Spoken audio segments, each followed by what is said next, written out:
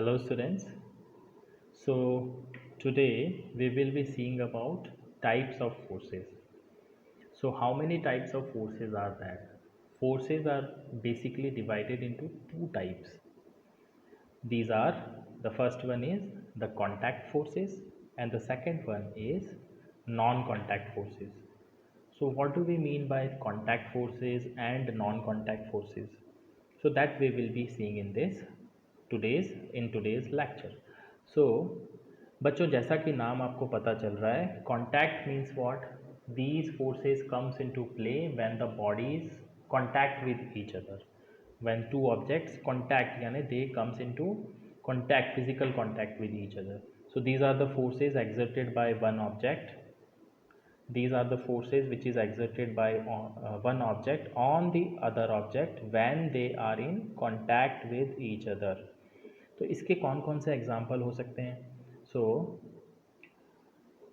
Muscular force आपने देखा है, अगर मुझे किसी जैसा मैंने लास्ट टाइम भी बताया था, कोई भी ऑब्जेक्ट अगर मुझे लिफ्ट करना है तो मुझे अपने मस्क्यूलर फोर्सेस को यूज़ करना होगा. उसके लिए मुझे अपनी हैंड को उस ऑब्जेक्ट को टच करना होगा. So I have to bring my hands into contact with that particular object. अगर मुझे बुक उठानी है टेबल पे से या कुछ भी सामान उठाना है कहीं से भी, तो I have to use my hands. So I have to bring my body in contact with the other body. So these muscular force is also one of the example of contact forces. Similarly, forces of friction. अब ये forces of friction क्या, आगे हम और detail में पढ़ेंगे. तो ये भी एक एग्जाम्पल है आपके कॉन्टैक्ट फोर्सेस का. नॉन कॉन्टैक्ट फोर्सेस क्या होते हैं? नॉन कॉन्टैक्ट फोर्सेस ऐसे फोर्सेस हैं जहाँ पर बॉडीज़ के बीच में फिजिकल कॉन्टैक्ट नहीं हो रहा है, पर फिर भी वो फोर्सेस उनके बीच में लगते हैं. तो ऐसे फोर्सेस को हम कहते हैं नॉन कॉन्टैक्ट फोर्सेस. तो कौन कौन से नॉन कॉन्टैक्ट फोर्सेस हैं? लेट अस से. सो मैग्नेटिक फोर्स आपने देखा है. मैग्नेटिक फोर्स, दो मैग्नेट्स अगर दूर दूर हैं, मैग्नेट या आयरन अगर दूर दूर हैं, तो भी उनके बीच में एक फोर्स लगता है. तो या तो वो उसको रिपेल कर देते हैं या उसको वो अट्रैक्ट कर सकते हैं, है ना. दो मैग्नेट्स जो होते हैं या तो रिपेल हो जाते हैं अगर उनका सेम पोल होता है. They have north and north pole of magnet, they will repel each other and they will attract if north and south pole are there. When means that unlike poles जब होते हैं तो they attract each other, otherwise they repel each other. But जो ध्यान देने वाली बात है यहाँ ये है कि मैग्नेट्स के बीच में कॉन्टैक्ट नहीं हुआ, है ना. So these forces are known as non contact forces. Another example is electrostatic force. ये भी मैं आपको डिटेल में समझाऊंगा आगे वाली स्लाइड्स में. नेक्स्ट है आपका ग्रेविटेशनल फोर्स. ये आप लोग सभी जानते हैं, कोई भी ऑब्जेक्ट को हम थ्रो करते हैं तो वापस नीचे क्यों आता है? क्योंकि उस पर एक फोर्स लग रहा है जिसको हम कहते हैं gravitational force. Isn't it? So these are basically an introduction to types of forces. What you have to remember is that there are two types of forces. The first one is contact forces and the other one is non-contact forces. Contact forces comes into play when there is a contact, there is a physical contact, and non-contact forces are there when there isn't any contact, so without any physical contact. So now let us study these forces in detail. Okay, so we'll move to the next slide. So what do we mean by contact forces? Now we have seen that there are two examples that we had discussed. First is the muscular force. So muscular force is the force which is exerted by the muscles of our body. We use muscular forces for our various activities. Animals like bullocks, horses, camels, donkeys, elephants also use muscular force to perform various tasks. तो आप लोगों ने देखा है बहुत सारे cards होंगे, bullock cards देखे हैं, horse cart, camel cards, donkey cards. इस तरीके से आपने बहुत सारे देखे हैं कि एनिमल्स के थ्रू भी हम पुल कर लेते हैं कोई कार्ड को, और जहाँ पर हम अपना मस्कुलर फोर्स, जो भी मस्कुलर फोर्स से काम कर रहे होते हैं, तो animals use their muscular forces to pull a cart. Even if we have to perform any work, we are using our muscles. Okay, the force using our own muscles. तो हम अपनी muscles की पावर को use कर रहे हैं किसी भी बॉडी को मूव करने के लिए. तो आपने यहाँ देखा साइकिलिंग के एग्जाम्पल है. तो साइकिल में आपके फोर्सेस कहाँ हैं? You are using the for paddling, तो आप कौन से अपने muscular forces in stored in your leg, so you are using that force. So these muscular forces are used to paddle a cycle, जिससे वो साइकिल क्या होती है, मूव करता है. For paddling again your body is coming in contact with the cycle. तो object क्या है, दूसरा साइकिल है और दूसरा आप क्या है, एक दूसरा ऑब्जेक्ट. तो दोनों ऑब्जेक्ट्स क्या हुए, they are in physical contact with each other. अगर आप ये दोनों ऑब्जेक्ट्स दूर दूर हों, आप अगर दूर होंगे तो क्या आप साइकिल को पैडल कर पाओगे, नहीं कर पाओगे. तो इस तरीके के फोर्सेस जहाँ फिजिकल कांटेक्ट हो रहा है दोनों बॉडीज़ के बीच में, they are known as contact forces. तो ये एक एग्जांपल हो गया मस्कुलर फोर्स का. इसी तरीके से आपने हॉर्स कार्ट देखी है या डोंकी कार्ट देखी होगी, जहाँ पर हॉर्स क्या कर रहा है, पुल कर रहा है एक कार्ट को using its own muscular force. Okay, so this is another example. If you have to jump, at that time you have to come in contact with the earth. आप अर्थ पे एक अपोजिट डायरेक्शन में force लगाते हो. when you apply the force on earth you are able to jump properly, isn't it? ऐसा तो हो नहीं सकता कि आप दोनों के बीच में कांटेक्ट नहीं आया, अर्थ और बॉडी के बीच में कांटेक्ट आए बिना ही आप जंप मार दो, ऐसा नहीं हो सकता ना. तो अगर even if you have to jump, then also you have to be in contact with ground, contact with the earth. So these are the muscular force examples. Okay, another example is camel cart. You know that camel cart भी camel is used, and camel is using its own muscular force in order to move the cart. Now comes the force of friction. देखो बच्चों, force of friction, friction का मतलब होता है actually resistance. जहाँ पर भी दो फोर्सेस अपोजिट डायरेक्शन में जब आप रब करते हो, तो जब भी फॉर एग्जांपल आपने ये देखा होगा कि मेरे पास में एक सरफेस है. फॉर एग्जांपल आपने एक सरफेस लिया, इसको ऐसे समझें आप बच्चों, और ये जो सरफेस है ये रफ़ है, this surface is rough surface. और एक सरफेस और आपने ले ली and this surface is smooth. ठीक है, दिस सरफेस इज़ स्मूथ. अगर मैं इस सरफेस पे बॉल को रोल करूं, इस सरफेस पे, और इस सरफेस पे भी बॉल को रोल करूं, तो कौन सी सरफेस पे बॉल पहले रुकेगी? तो आपको पता है ball will come to a stop in case of rough surface. तो रफ सरफेस पे क्यों बॉल रुक जाती है? because when this ball is coming in contact with the rough surface, so more friction is there. it means ज़्यादा उसको वो जो सरफेस है रोकती है, क्योंकि रफ है वो सरफेस. तो वहाँ पर रेजिस्टेंस यानी रुकावट ज़्यादा आती है इस बॉल को मूव करने में, तो ये बॉल आसानी से रुक जाती है. पर एक स्मूथ सरफेस लिया, फॉर एग्जांपल आप ऑयली सरफेस ले लो, जहाँ एक सरफेस है जिस पे ऑयल पड़ा हो, तो वहाँ पर बॉल ज़्यादा डिस्टेंस ट्रैवल करती है और बहुत देर बाद में जा कर के स्टॉप होती है. तो हमने ये देखा कि स्मूथ सरफेस पे फ्रिक्शन कम है, फ्रिक्शन मतलब रुकावट कम है, रेजिस्टेंस कम है. तो ऐसी सरफेस जहाँ रेजिस्टेंस कम होता है, जहाँ फ्रिक्शन कम होता है, वो बॉल ज़्यादा दूर तक जा पाती है. सो इसको अब आप समझ लें, friction is the force in which opposes the motion of an object. तो बच्चों ये बात आपको याद रखनी है, it opposes the motion of an object. कोई ऑब्जेक्ट मूव कर रहा है तो उसको मूव करने में रोकती है. तो friction is a force which oppose something, it is giving some resistance. Okay, so example, for example, a ball rolling on the ground gradually slows down and comes to rest due to force of friction. ये अभी मैंने आपको समझाया था. Even in the case of when you are paddling a bicycle, it gradually slows down and comes to a stop due to force of friction. एक cycle है, अगर आपने पैडल मारना उस पर छोड़ दिया, when you stop paddling, तो क्या वो साइकिल हमेशा के लिए चलती रहती है? नहीं चलती. कहीं ना कहीं जा कर के वो साइकिल को रुकना पड़ता है. तो ऐसा क्यों हो रहा है?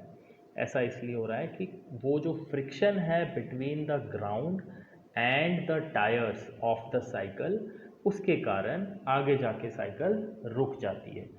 तो बच्चों फ्रिक्शन बहुत ज़रूरी होता है। अगर फ्रिक्शन नहीं होता तो कोई ऑब्जेक्ट अगर मूव कर रही है तो वो मूव ही करती जाएगी।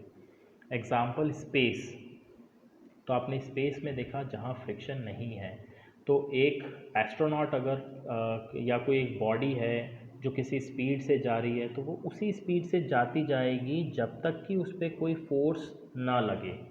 तो वहाँ स्पेस में देखा, वहाँ फ्रिक्शन ज़ीरो है, वहाँ एयर भी नहीं है, वैक्यूम है। तो वैक्यूम होने के कारण friction is zero. Friction is zero means what, it is almost negligible means what, that the body will never come to a stoppage. तो अगर मुझे किसी भी ऑब्जेक्ट को रोकना है तो मुझे फ्रिक्शन की ज़रूरी है। फ्रिक्शन इतना इम्पॉर्टेंट है बच्चों कि even when you are writing on a piece of paper, अगर पेपर और पेन के बीच में फ्रिक्शन नहीं हुआ तो you will not be able to write it. यही कारण है बच्चों, आपने देखा होगा ग्लास पे बॉल पेन से लिखना बहुत डिफ़िकल्ट होता है, पर एक पेज पे बॉल पेन से लिखना बहुत आसान है, क्योंकि ग्लास की सरफेस बच्चों बहुत स्मूथ सरफेस है, वहाँ फ्रिक्शन कम है। तो इसलिए you are not able to write with the help of a ball pen on the glass, but you are able to write it on a piece of paper, क्योंकि paper पे friction जो है वो ज़्यादा है। इसी तरीके से आपने स्पोर्ट्स में देखा होगा बच्चों, जब फुटबॉल खेलते हैं तो उनके जो शूज़ होते हैं उनके नीचे स्पाइक्स लगे हुए होते हैं। तो वो स्पाइक्स का क्या कारण होता है, वो जो स्पाइक्स होते हैं वो शूज़ के अंदर जो स्पाइक्स हैं that increases the friction between the player and the ground. तो फ्रिक्शन बढ़ने से वो स्लिप नहीं करेगा। जो प्लेयर है जब वो दौड़ रहा है, when he is running, so he is not slipping. अगर वो स्लिप करे, अगर फ्रिक्शन कम होगा तो वो स्लिप करने के चांसेस भी ज़्यादा होते हैं, क्योंकि वो ग्रास पे जब वो रन करता है तो वहाँ पर फ्रिक्शन कम होता है, तो उसको इंक्रीज़ करना है। उसको इंक्रीज़ करने के लिए उसको कुछ ना कुछ रफ़ सरफेस चाहिए। तो रफ़ सरफेस तो हम बना नहीं सकते, तो वो क्या करता है, शूज़ के नीचे स्पाइक्स पहनते हैं। तो आप लोगों ने देखा होगा उनके जो शूज़ होते हैं उनके नीचे नेल्स होती है ना, स्पाइक्स होते हैं। तो ये स्पाइक्स क्या करते हैं, ये जो ग्राउंड है इसके अंदर ज़्यादा रेजिस्टेंस वो शूज़ जो हैं प्रोवाइड करते हैं, तो इससे उसको ग्रिप ज़्यादा अच्छी मिलती है। आप लोगों ने देखा होगा जब जो टायर्स होते हैं आपकी साइकिल के या बाइक के, उसके अंदर भी आपने देखा होल्स होते हैं, ग्रूव्स होते हैं ना। उसका भी क्या कारण है, क्यों होते हैं ऐसा? अगर वो बिल्कुल फ्लैट अगर आपने टायर बनाए होते जिसमें जो होल्स हैं या ग्रूव्स हैं वो नहीं होते, तो क्या करते, वो टायर स्लिप कर जाता। पर रोड और टायर के बीच में ज़्यादा फ्रिक्शन मुझे देना है, तो वहाँ पर मैं उसके अंदर कुछ गैप्स रखता हूँ ना। टायर के अंदर आपने देखा होगा गैप्स होते हैं, जो न्यू टायर आप परचेज़ करते हो तो उसके अंदर ग्रिप ज़्यादा तेज़ अच्छी होने के लिए उसमें गैप्स रखते हैं। पर धीरे धीरे जब ये ग्रिप जो है हट जाती है तो वो फ्रिक्शन भी जो होता है उसमें कम हो जाता है। कई बार आपने देखा होगा आपकी जो न्यू स्लीपर होती है या न्यू शूज़ होते हैं, वो उसके जो सोल होते हैं उसमें कुछ डिज़ाइंस दी जाती है, कुछ गैप्स दिए जाते हैं, होल्स दिए जाते हैं ना, ताकि फ्रिक्शन अच्छा हो। पर जब वो सोल बिल्कुल फ्लैट हो जाता है धीरे धीरे ओवर द टाइम, जो रब होकर घिस के वियर एंड टियर हो जाता है उसका, तो now you will be, there are more chances that you will be sleeping on that ground. Okay, so ये friction is there for very much it is necessary. इसीलिए कई बार क्वेश्चन आता है कि why friction is considered as a friend as well as a foe. Foe मतलब होता है दुश्मन। तो फ्रिक्शन ज़रूरी भी है, पर ये नुकसान भी करता है। नुकसान जैसे कि आप लोगों को पता है, जो फ्रिक्शन के कारण जो है हमारे स्लीपर्स हैं वो, उसका वियर एंड टियर हो जाता है, मशीनरीज़ हैं उनका वियर एंड टियर हो जाता है। तो फ्रिक्शन ज़रूरी भी है, पर ये it also at the same time ये नुकसान भी करता है। अगर एक रफ़ रोड होगा उस पर आप गिरोगे तो ज़्यादा नुकसान होगा आपकी बॉडी को, बजाय इसके कि अगर आप एक स्मूथ सरफेस पे, अगर आप you when you fell down on a smooth surface, so both things are there. Okay, so this ball will come to a stop when the because of the friction between the ground as well as the ball. अगर friction नहीं होता तो ball हमेशा के लिए infinite time के लिए चलती रहती। सिमिलरली आपने देखा साइकिल का केस भी मैंने आपको बताया, अगर पैडलिंग स्टॉप कर दी तो भी ये क्या है, मूव करता जाएगा, पर आगे जाके रुक जाएगा क्योंकि there is a friction between the tyres and the road. Non contact forces की हम बात करें अब, तो नॉन कॉन्टैक्ट फोर्सेस बच्चों होते हैं मैग्नेटिक फोर्स, आपका एक नॉन कॉन्टैक्ट फोर्स है। तो magnetic force is the force exerted by the magnets. Example, the force of attraction and repulsion between two magnets, force exerted by a magnet on a piece of iron. तो आपने देखा होगा बच्चों, इस diagram की मैं इसके पास लेके आऊँ, जो अगेन नॉर्थ और साउथ है, तो ये आपस में क्या करेंगे, दे विल बी रिपेलिंग, यानी ये दूर चले जाएंगे एक दूसरे से। तो आपने यहाँ इस एग्जांपल में आप देखें, तो फर्स्ट वाले केस में क्या हुआ, मैग्नेट के नॉर्थ, एक मैग्नेट ये है, दूसरा मैग्नेट ये है, दोनों का नॉर्थ और साउथ पोल है, तो अपोजिट पोल्स हैं, तो अपोजिट पोल्स के कारण फोर्सेस अट्रैक्शन में लगता है ना। तो इनके बीच में कौन सा फोर्स लग रहा है, इनके बीच में अट्रैक्शन लग रहा है। कौन सा फोर्स लग रहा है, attractive force. So this is an attractive force.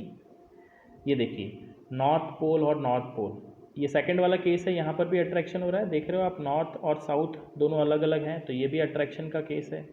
पर आपने ये देखा, जब नॉर्थ और नॉर्थ हो या जब साउथ और साउथ हो, तो ये दोनों आपस में क्या करते हैं, रिपेल कर रहे हैं, ये रिपेल करते हैं, ये भी रिपेल का केस है।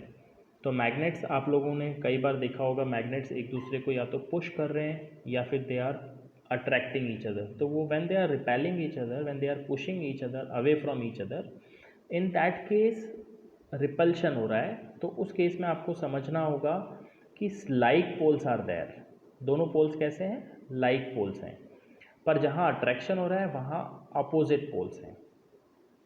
ऑलराइट, चलिए आगे बढ़ते हैं। इसी तरीके से आपने देखा होगा स्टील या आयरन नेल्स जो होती हैं, that is also attracted towards, यहाँ पर अट्रैक्शन रिपल्शन नहीं होता क्योंकि ये दूसरा मैग्नेट नहीं है, दूसरा क्या है, आयरन है। तो मैग्नेट और आयरन के बीच में एक फोर्स लगता है जिसको हम कहते हैं फोर्स ऑफ अट्रैक्शन, तो दैट मैग्नेटिक फोर्स। तो इसमें आप लोगों ने देखा ये नॉन कॉन्टैक्ट क्यों है बच्चों, तो ये नॉन कॉन्टैक्ट क्यों है, क्योंकि इसमें एक्चुअली ये दोनों मैग्नेट्स जो हैं ये एक दूसरे से टच नहीं हुए, पर इनके बीच में फोर्सेस लग रहे हैं। यहाँ पर रिपल्शन लग रहा है, यहाँ अट्रैक्शन लग रहा है, यहाँ पर भी अट्रैक्शन लग जाता है, दूर से ही इसको अट्रैक्ट कर लेता है ना। तो बिन बहुत जब ये आपस में टच भी नहीं करते पर दूर दूर होते हैं, तब भी उनके बीच में कुछ फोर्सेस लगता है। तो इस तरीके के फोर्स को हम कहते हैं नॉन कॉन्टैक्ट फोर्सेस। नाउ बच्चों I will be telling you about electrostatic force. So the electrostatic force is a force exerted by a charged body on another charged or uncharged body। इसको कैसे समझें, इसको ऐसे समझिए बच्चों, आपने देखा होगा कई बार कि जो प्लास्टिक की कॉम्ब होती है आपकी, है ना, the comb you use for making hairs, जब आपने बाल बनाने के लिए, when you are combing your hairs, so at that time जब आप उसको रब करो अपने हेयर्स से, ड्राई हेयर्स, अगर हेयर्स ड्राई होंगे तो आपने देखा होगा उसको रब करते हो, उसके बाद में छोटे छोटे जो पेपर के जो पीसेज होते हैं वो कोम की तरफ अट्रैक्ट हो जाते हैं, है ना, उस कोम की तरफ अट्रैक्ट हो जाते हैं। कोम किसकी बनी है, कोम बनी है प्लास्टिक की, तो वो plastic starts attracting the pieces of paper.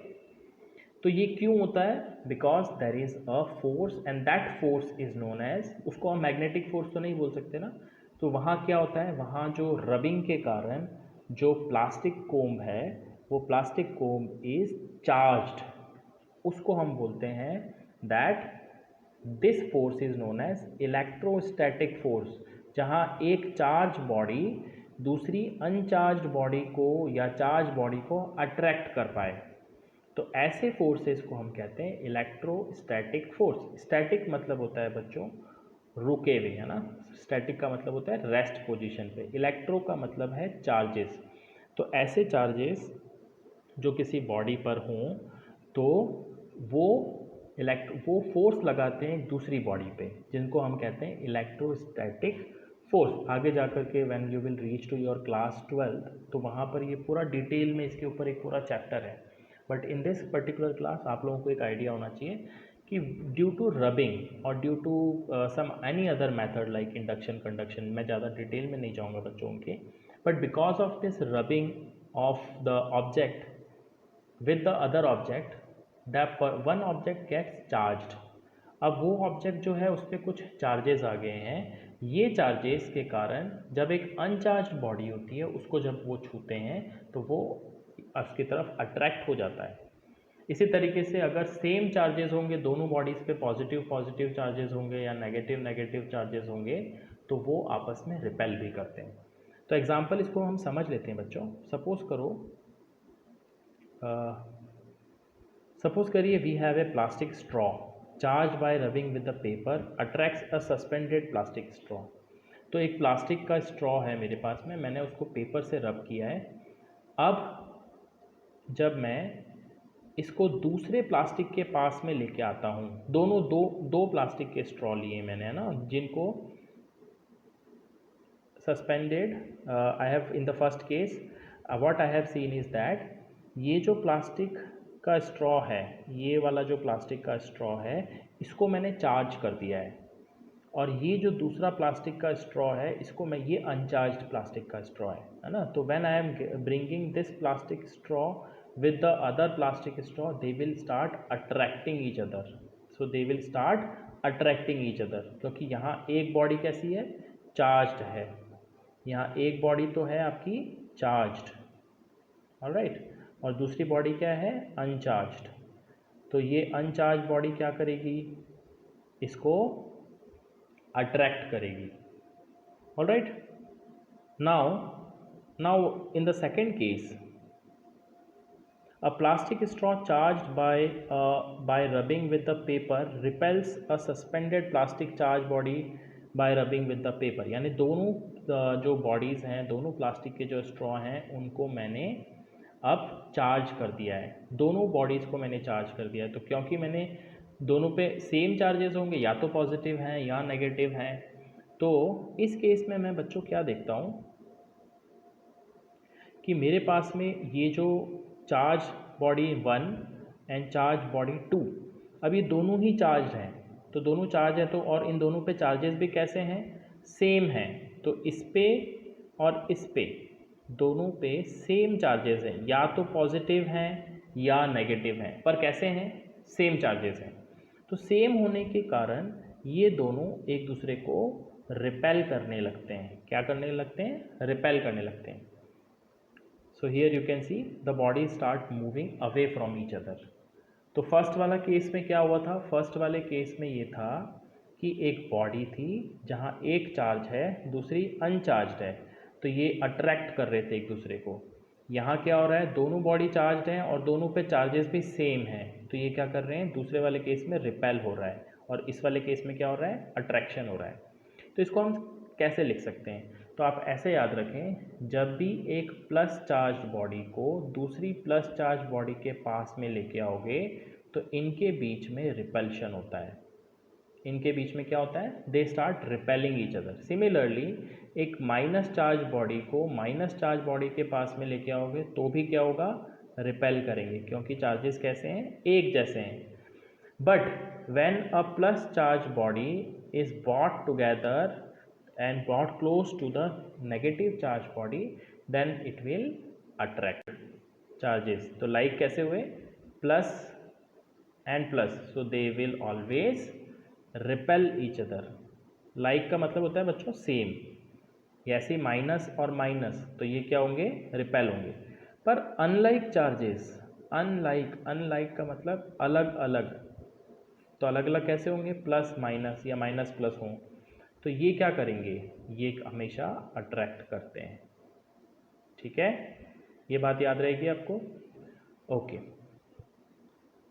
चलिए आगे बढ़ते हैं। फिर आता है बच्चों आपका gravitational force.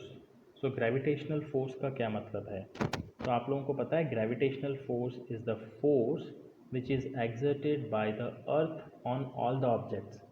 It pulls all the objects towards the earth. Example, a coin और a pen falls down when it slips off your hand. तो आपने देखा होगा कोई भी ऑब्जेक्ट हो, जब वो जो अगर उसको ड्रॉप करें हम लोग तो भी इट इज़ अट्रैक्टेड टुवर्ड्स अर्थ, वो ज़मीन पर ही वापस गिर जाता है। क्यों, क्योंकि जो अर्थ है उसका एक ग्रेविटेशनल फोर्स लगता है, पुल लगता है, जो हर एक ऑब्जेक्ट को अपनी तरफ, अपने सेंटर की तरफ वो पुल करती है। तो यही कारण है कि अगर आपके हाथ से कोई पेन या कॉइन स्लिप हो जाए तो वो इट स्टार्ट्स फॉलिंग डाउन, है ना, नीचे की तरफ गिरने लगती है, ज़मीन की तरफ, हवा की तरफ ऊपर तो नहीं जाती। Similarly when you throw a ball upward it falls down. तो आपने देखा होगा गेम खेलते हुए जब भी एक बॉल को आप ऊपर फेंकोगे तो हर एक पॉइंट पे उस पर एक फोर्स लग रहा है, ऊपर तो चली गई बॉल, क्यों गई?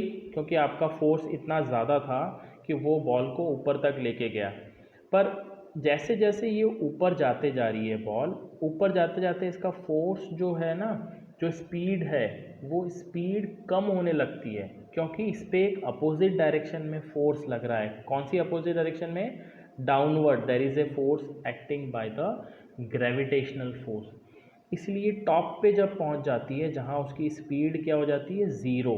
जैसे ही बॉल की स्पीड ज़ीरो हुई, now it starts falling down, तो वो वापस नीचे की तरफ आने लगती है। क्यों आ रही है नीचे? क्योंकि अब उस पर जो फोर्स लग रहा है वो ग्रेविटेशनल फोर्स ही बचा है।